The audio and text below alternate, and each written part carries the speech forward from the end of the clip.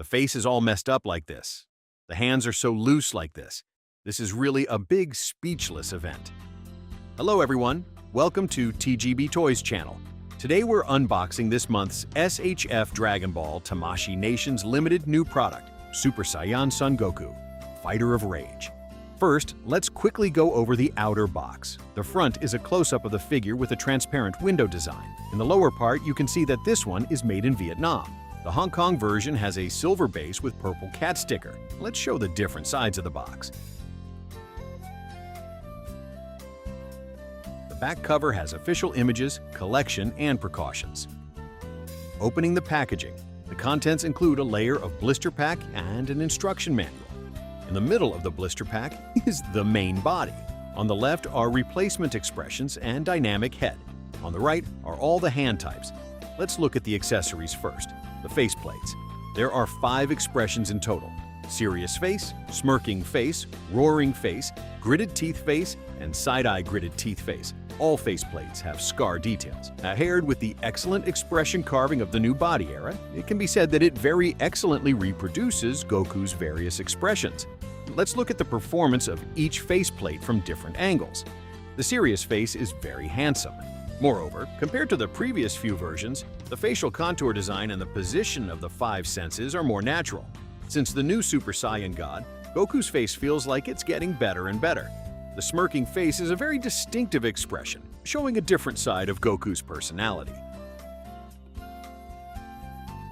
The carving of the mouth on the roaring face is the highlight, and the capture of emotion is also very full. The gritted teeth face is actually a downward-looking angle. Unfortunately, the mouth seems to have won the lottery. It looks a bit uncomfortable under the camera.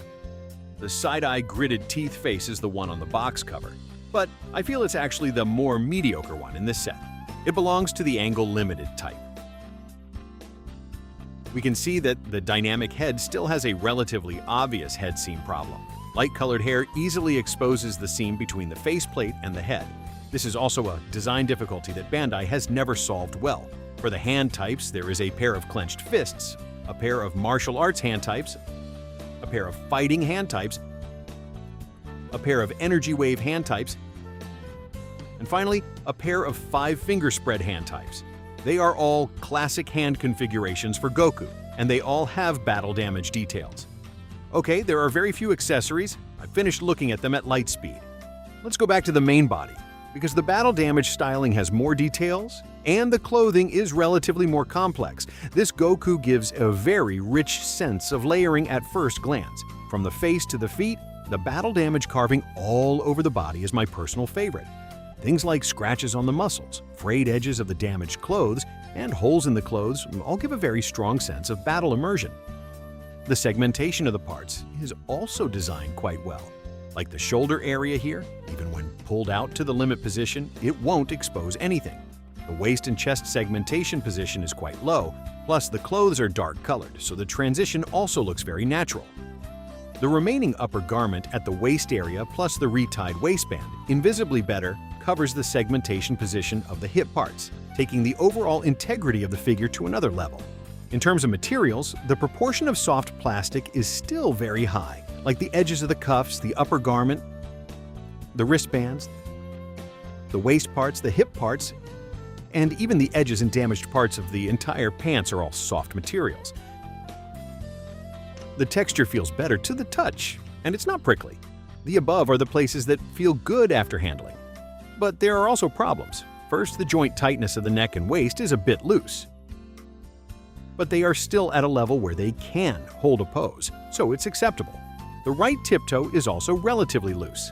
Another thing is that the head sculpt carving is not refined enough.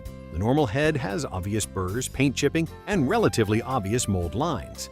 Both heads have varying degrees of faceplate fitting issues, with the dynamic head being more serious. When the knee joint is bent to the limit, you can see that the knee sculpt is not complete. It's a bit unsatisfying.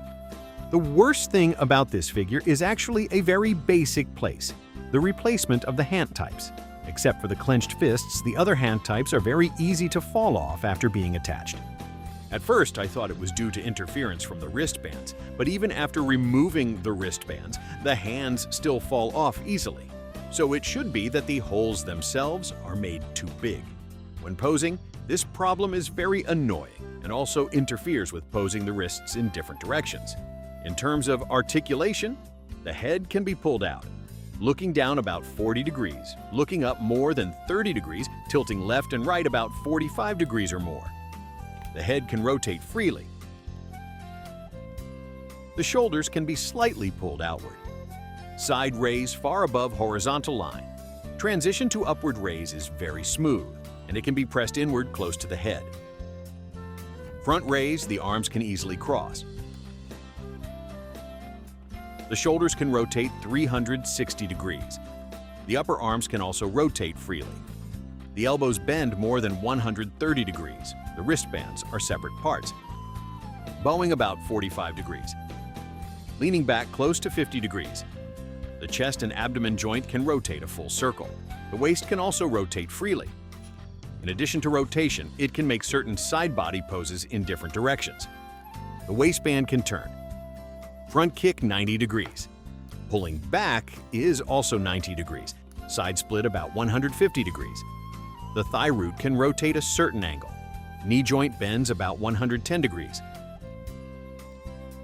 The upper edge of the boots is almost impossible to turn, but it can still move up and down in a limited angle. The ankle can rotate freely, move up and down.